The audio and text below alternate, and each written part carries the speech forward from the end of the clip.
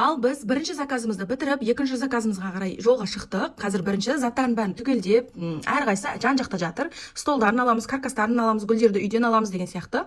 Осы жерде мен сіздерге бір әңгіме айтып кетейін. Енді қызық әңгіме негізінде. Бізде еркектерді көбінесе оформление істейтін Сарыағашта ер адамдар.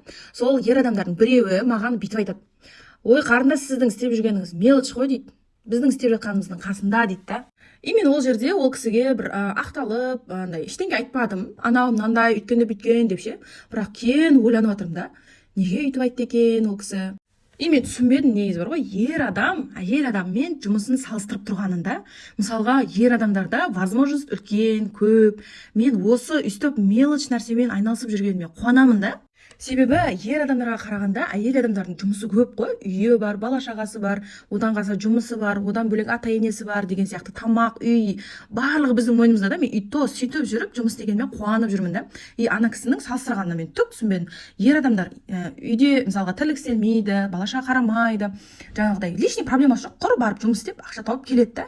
Иә, мен бірақ үлкен тойларға заказ алмайтыным рас. Мен осындай кішігірім мал залдарға ғана істеймін. Жаңағыдай кафе деген сияқты үлкен тойханаларға заказ алмаймын. Үйлену той деген сияқты.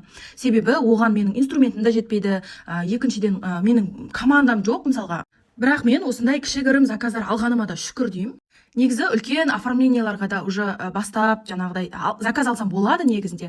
Бірақ мен оған кіріспеймін, себебі үлкен фотозоналарды алғаннан кейін, үлкен тойханаларды алғаннан кейін уже ол жерде постоянно сенде уақыт. Мен анда-санда өстіп кішігірім заказдарымды істеп, бала шағамның қасында да болып, үйімде де болып, жұмысымды да істеп, осылай жүргенім өзіме жақсы.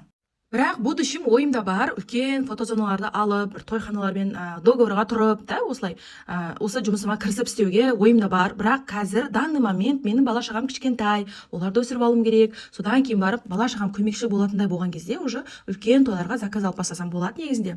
Так что қазірше мелочный жұмыс істей тұрайын.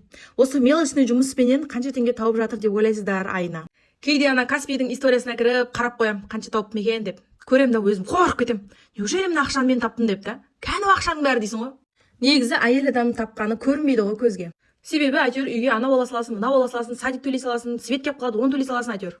Сондай қыздар. Ал бүгінгі фотозонамыз осылай болды. Сіздерге қалай ұнады ма? Ұнаса лайк басып, комментарий жазып кетіңіздер.